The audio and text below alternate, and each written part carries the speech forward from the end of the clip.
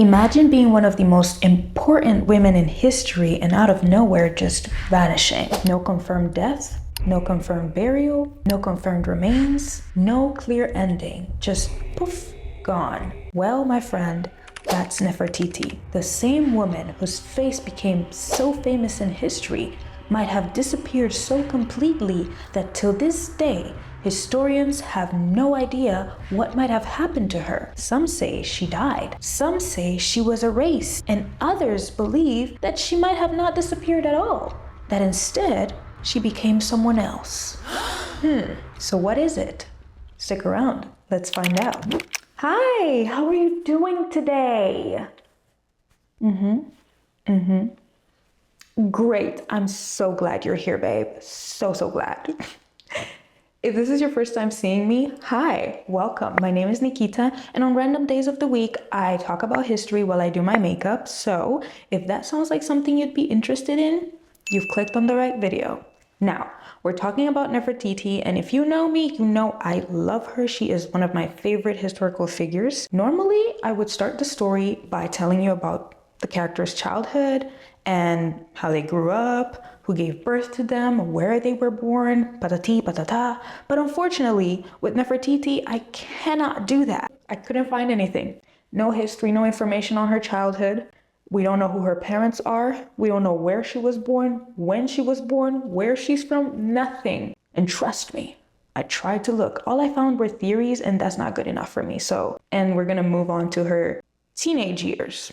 Now, I'm gonna be looking over here sometimes in the video because I have a little mirror here and it helps me see what I'm doing with my... So like I told you before, unfortunately, with Nefertiti, we have no information on her childhood. It's like she just appeared out of nowhere. I mean, I don't know. I just feel like that is so crazy. How do you become one of the most important women in Egypt and we don't even know who gave birth to you, right? Like, girl, I don't know.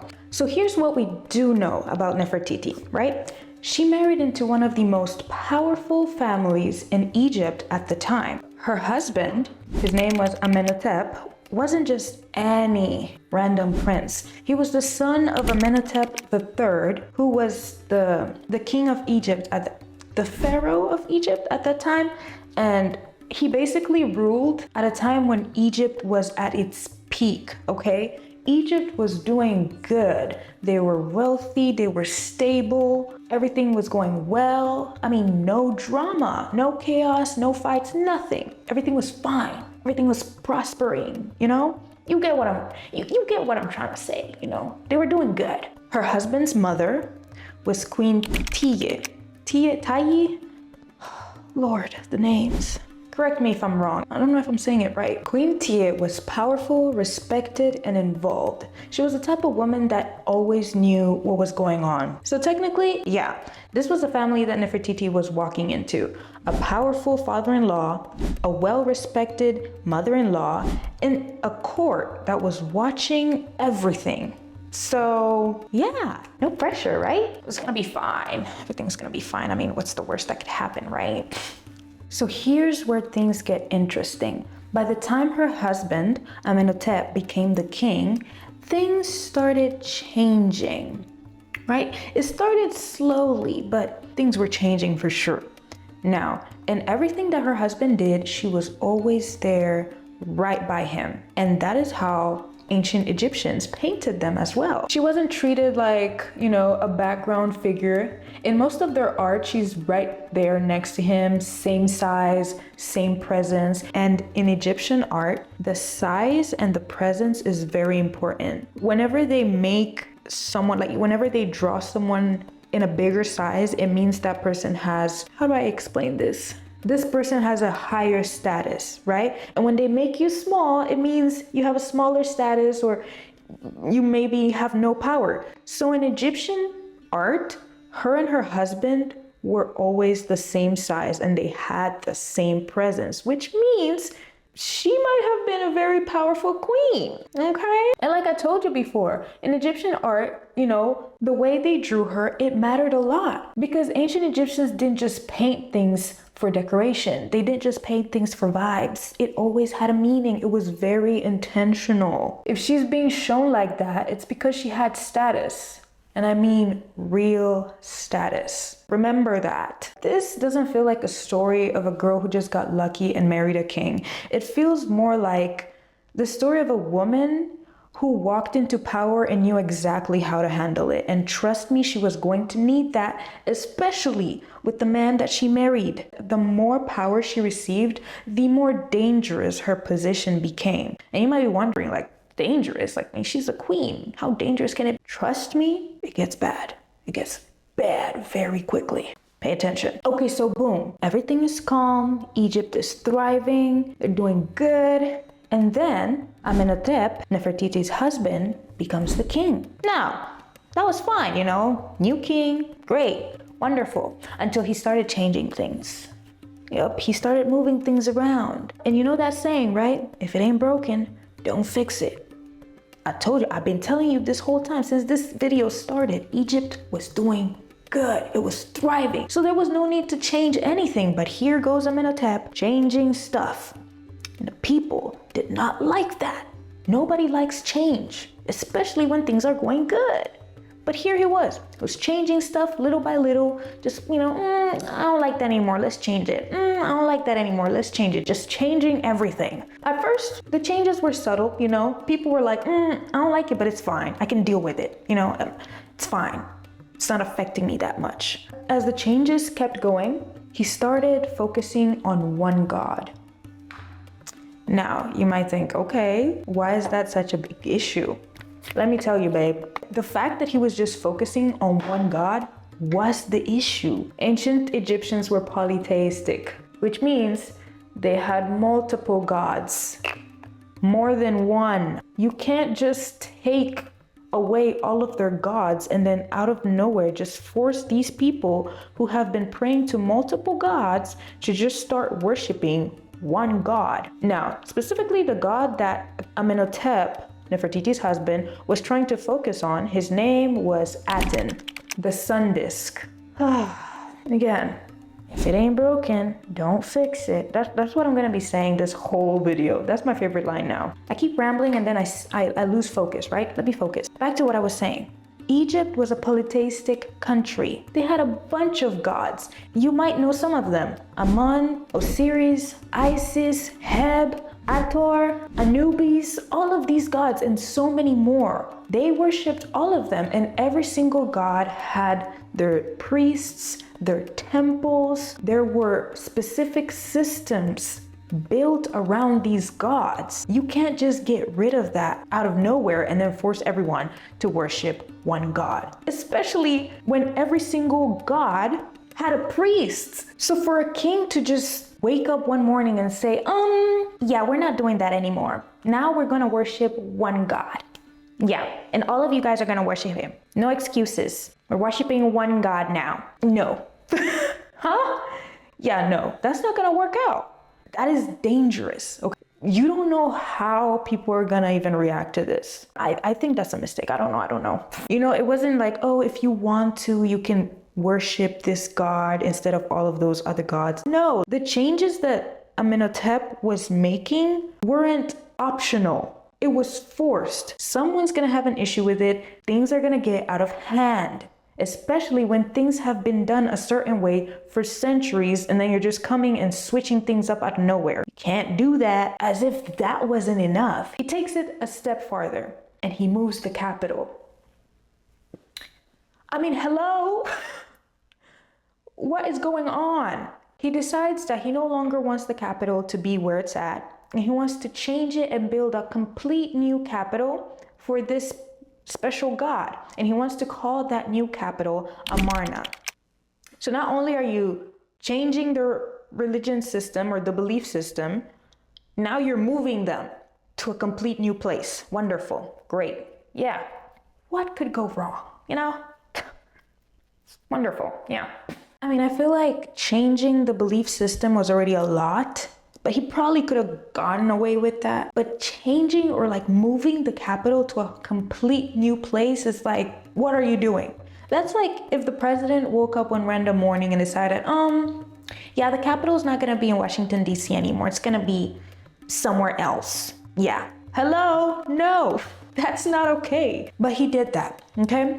And then apart from that, he went ahead and changed his name from Amenhotep to Akhenaten, basically like rebranding himself to match his new god. Yeah, now let's put everything together, right? Let's put all the changes that he made while he was in power. He rebranded the belief system. He moved the capital. He shut down most, if not all, of the temples of the other gods. What else did he do? Oh, and then he went ahead and centered everything around his new god, Aten. With that being said, if you were a priest of one of the other gods, what that meant for you was that now you are jobless, you have no relevance, no one's coming to you for advice or for help with the gods because your god is no longer relevant. What are you gonna do? That's your whole job, that's your whole life. Your entire belief system is gone. Your traditions revoked. You have nothing. When I tell you people weren't exactly cheering with all of these changes, most importantly, the jobless priests were not happy about this at all. During this whole thing that was going on, the one person that was right by his side during this whole debacle, doing all of these changes was, can you guess who?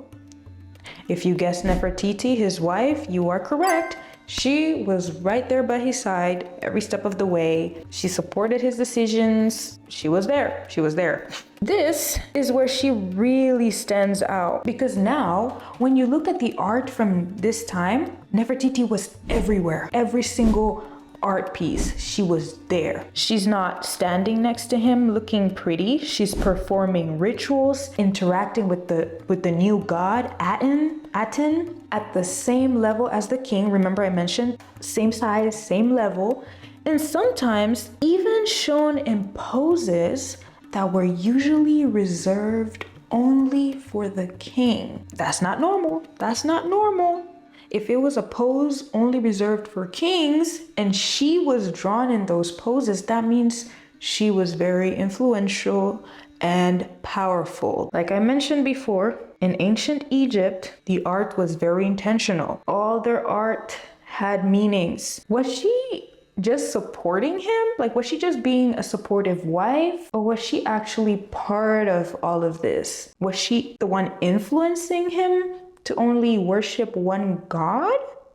Is she the one that started this whole thing? Did he change everything because of her? Or was she just being a supportive wife? Questions. Many questions. And I'm asking these questions because imagine your husband just disrupted the whole belief system, right? Just shook the whole country with all of these changes. And you're not backing down, you're not stepping, back and being like, okay, he's my husband, but I don't support this. Like, I don't know what he's doing. He's on his own. She didn't do that. She actually stepped forward, made herself even more visible, made herself visible, supporting her husband and doing everything that her husband was doing, worshiping the new god that her husband was pushing. Like, I don't know, me personally, if my husband was messing things up and changing things and he was getting hate for it and leaving people jobless, I don't know. I don't think I'd be stepping forward and being like, yeah. I'd be like, yeah, in the back.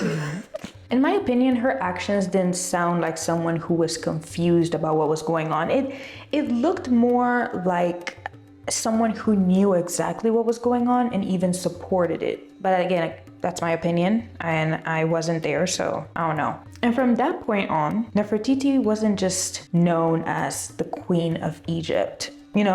She became part of this new system that her husband was building. The new rules, the new religion, the new capital, the new god. She was becoming part of that. I may even dare say she was at the center of it all. So here's the problem. When you shake an entire system like that and you take power away from the people that used to have it and you start rewiring things, people are going to start looking for ways to take you out. A lot of people don't like change, especially when they're doing good. Why change?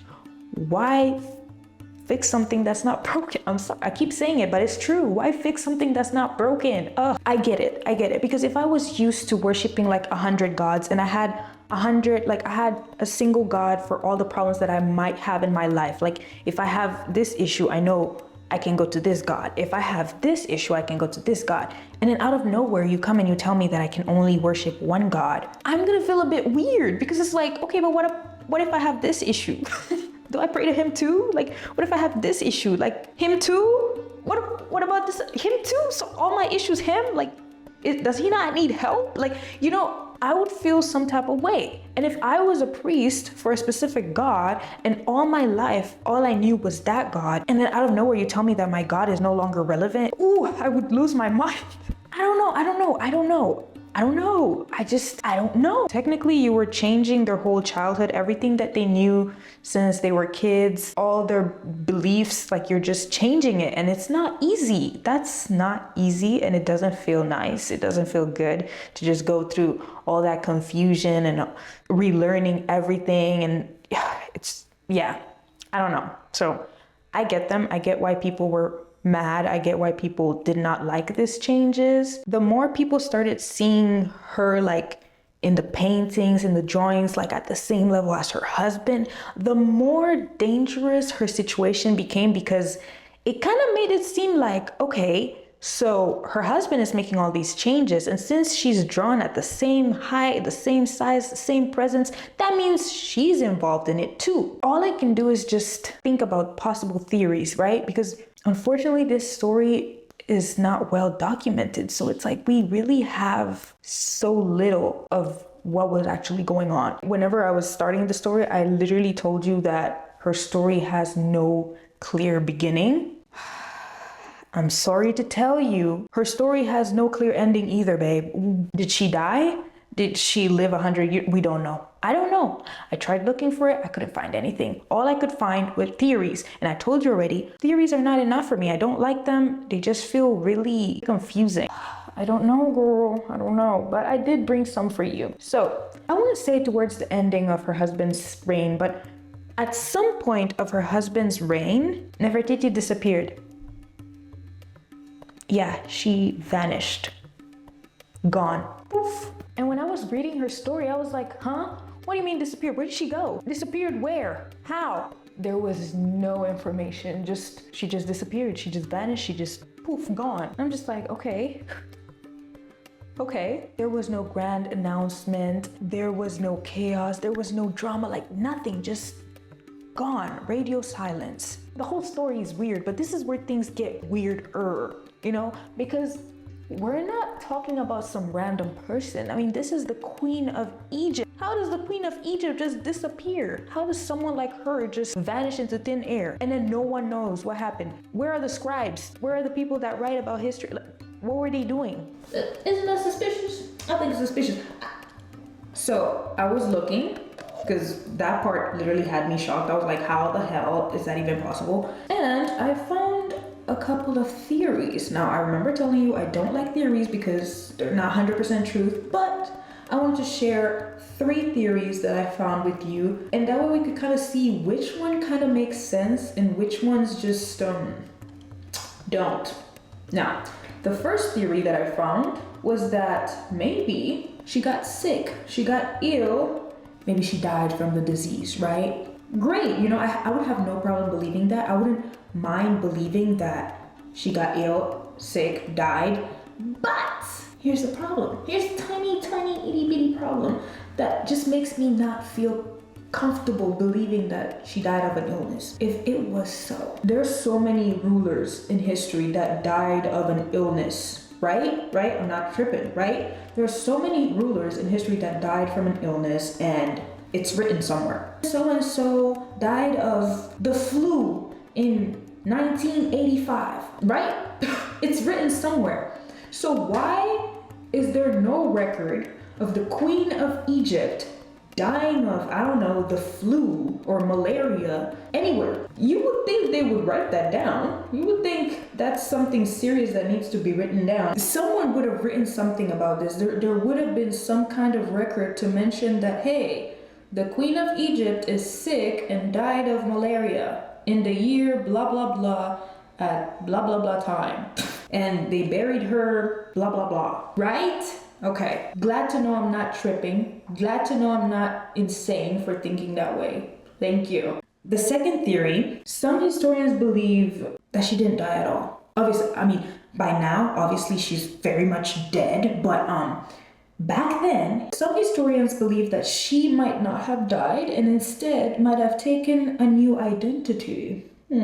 Might have changed her name, taken a new identity, and became the king. You know, like Hatshepsut? They were thinking maybe she did that. Like maybe she took a new identity and became the king for you know, a small period of time, but they believe that's probably what she did. That would be cool. If she did that, if that's exactly what she did, I think that would be so badass. Good for her. Good for her. Under a different name, perfect.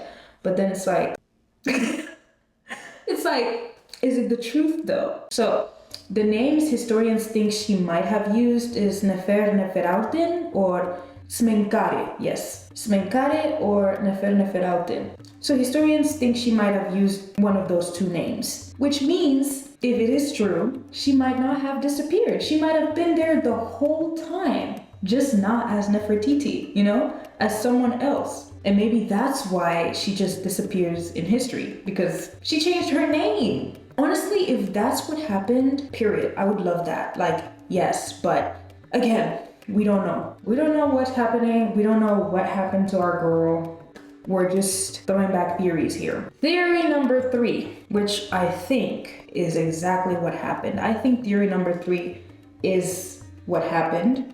Don't get me wrong, I would love to believe theory number 2, but theory number 3, it just seems more realistic. Now, theory number 3, historians believe that Nefertiti might have been erased. Now, I don't want to be the negative Neely here, but considering everything that her and her husband were doing, changing the religious system, all of that, and remember I told you a lot of the priests were not happy about these changes. A lot of priests were being left jobless. No money. People don't like not having money. People don't like not having power. And back then, priests had a lot of power. So for you to just take my job and my power away, oh hell no. Theory number 3 fits perfectly. She could have definitely been erased. When her husband finally passed away, guess what happened? Yep. Everything went back to normal. And when I say normal, I mean back to how it always was. All the gods that were banned came back. All the priests that were jobless and powerless suddenly had power, a job, and control again. I'm telling you, they didn't like that change. They didn't like it at all. They had to do something. So once he was gone, they were like, finally, let's get back to business. What could have happened is that maybe Nefertiti, I don't know, if she did have an illness or whatever happened to her, she might have died, right? She died and there was probably records of it. I think, this is my opinion.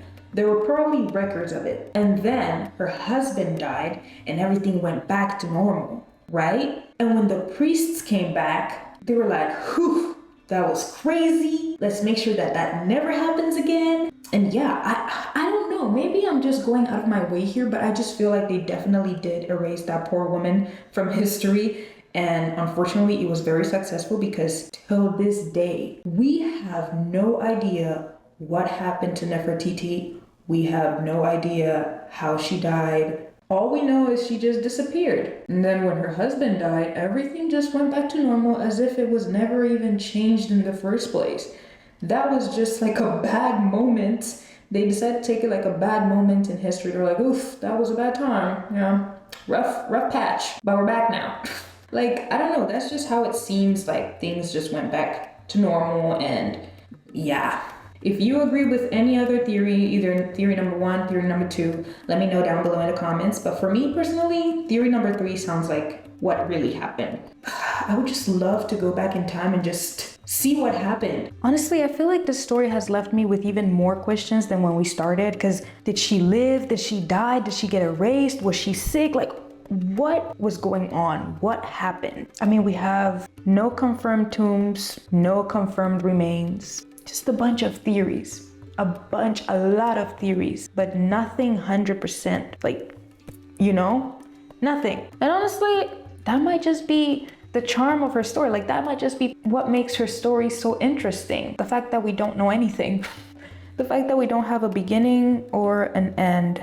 If you've watched any other story that I've made on my channel, you've seen the pattern. Most historical figures have a beginning and an end. You know where they were born, you know who their parents are. Especially when it comes to rulers, kings, queens, you know where they come from, you know their parents. You can even find their grandparents, the whole lineage, right? The point is you know where they come from. And when they die, you know exactly how they died, when they died, where they were buried, why they died, you know? So when you come across a story like this, it's kind of weird. It's like there's no closure. After everything, after the power, after the chaos, and after her disappearance, what exactly do we have left of Nefertiti? Just her face. Yes, her face. A sculpture of her face, right? And it's missing one eye. I think you've seen it. That's the only thing we have of her. Only thing that we know for sure is her. And for centuries, that's all people focused on. I mean, not the fact that she stood next to power, not the fact that she might have played such an important role in ancient Egypt, and not the fact that she disappeared without leaving a trace, as if she was never there. Nope. All people focused on was her beauty and, just her face.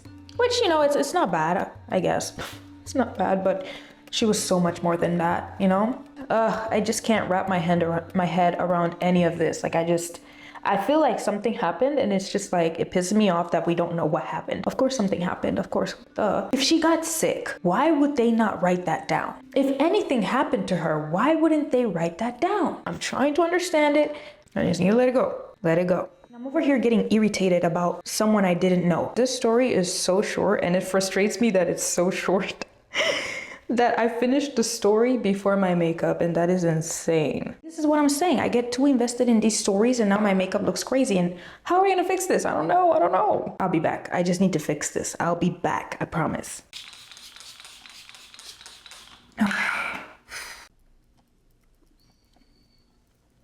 I'll never be okay with the way her story ends. I just feel like someone that important doesn't just disappear. And yeah, I'll just never be okay with it. And I know it's not for me to be okay with, but it's just like, it just irritates me. This is my opinion, but deep down in my soul, I know they erased her. I know they erased her. Whatever. Well, my friends, this is the story of Nefertiti. I just don't like the way it ends, or the way it doesn't end. Whenever I was trying to do more research and I couldn't sleep at night because I was like, what happened? I was turning and tossing around in the bed just wondering, like, what could have freaking happened to her? Like, why do we not know anything? Let me let it go. I hope you enjoyed the video. I know it was short, it's a short story, but I do hope you enjoyed the video. I just wanted to wish you a happy rest of your week, and please be safe, take care of yourself, and I'll see you next week. Bye.